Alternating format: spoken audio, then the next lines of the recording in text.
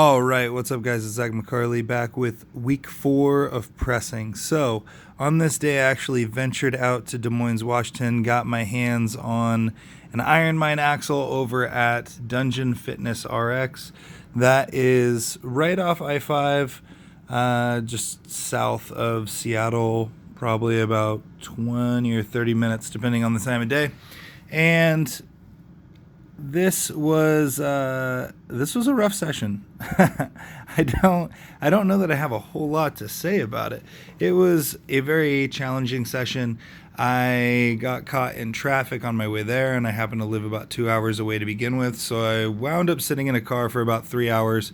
I missed a meal leading into this workout, and I took this workout a little bit hard, to say it lightly. Worked up to 370 on the axle, and I don't think that I had space to show all of the sets, but there were definitely sets that I attempted to clean the 370 and just simply could not. And then there were other sets where I cleaned it and it felt good, and I could not tell you why one was more difficult than the other. Just a rough day. I think that I may have overtrained or under-rested or just been a little bit whacked out from the drive. But overall, the strength in the shoulders is coming along really well. My knee did not hurt. This was one of the first sessions with my orthotics in, so maybe that was a contributing factor. But I did notice that my shoulders were feeling quite strong. I actually did hit a PR with the axle for the push press, and I would say I hit a RPE, like PR, with the work that you're seeing right now with the 315. I am traditionally not a good push presser, and I feel that I did pretty darn good with the push pressing on this day. I will say that my split jerk felt off. I felt like I was split jerking very high. There's a failed push press attempt. And look at how high that split jerk is. It's just ugly. Like, just so far up there. Also, this clean was kind of feeling a little wacky as well.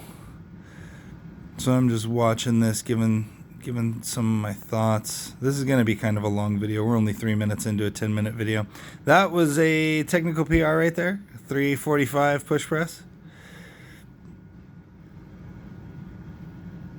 Yeah, those split jerks are just so high. That is not technically proficient in any way, shape, or form.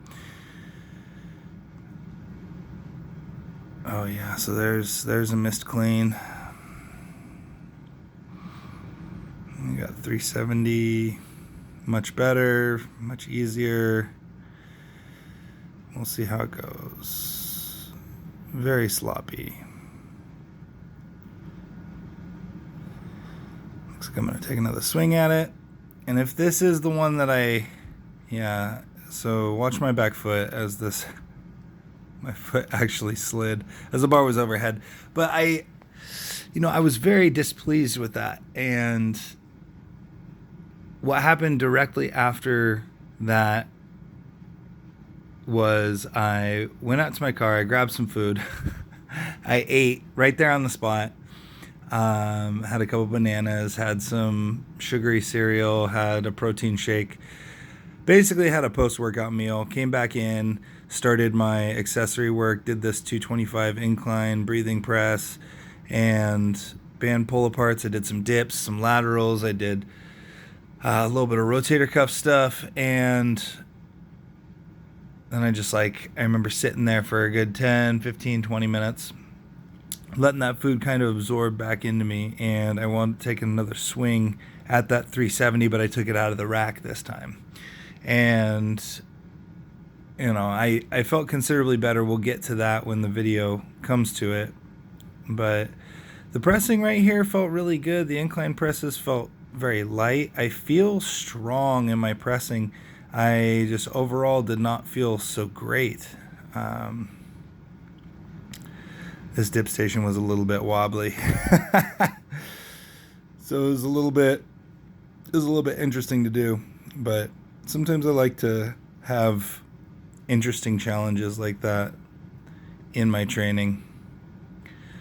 So we did some dips with 70 pounds on the waist. I took the 70 pounds out, which were 2 of the 35-pound dumbbells, and then did some laterals with them. I have been noticing that I need to spend more time stretching and rolling out. My soft tissue has been not doing super well. I actually need to get myself back out to Dr. B or Bridgman Health Solutions out in Bellevue. The only problem is that's 2 hours away from where I live, so that's kind of a trek. And so after that meal, all the accessories, I took a little break, and then I came back and I started working a little bit of split jerk drills. You can see that I'm catching the bar considerably lower now, and I think that helped these to really come along much easier. This 365 looks very different from the clean, and it's strange because many days I can have a clean and press that looks fantastic, and I actually press better when I clean. And on this day, that just was not happening. I don't know why that is, but I hit 2 doubles and then a triple with this 365. And for some reason, I wrote it down as 375 or 370 in my training. I don't know if I am just not seeing something that's there or what, but sometimes you have really rough days and you got to come back and you got to just kind of grind it out. And some of the days in the training are going to be just you trying to survive. So that's really what this training session felt like to me. And I mean, that's really all I have to say about it. I want to put that session behind me, and now I can start, being a little bit smarter about my programming, resting a little more, eating a little more. I definitely think diet had to do with it as well. I've been dieting a little bit too hard, and just going to move forward, try to shake that one off. Don't let it affect me too much. And everybody has those kind of days, even me. So again, the Axel Clean and Press World Record Attempt is going to be on April 22nd. That's going to be aired on ESPN. And thank you guys for watching. If you haven't checked it out already, check out the Basics of Strongman. That is a series that talks about getting into strongman.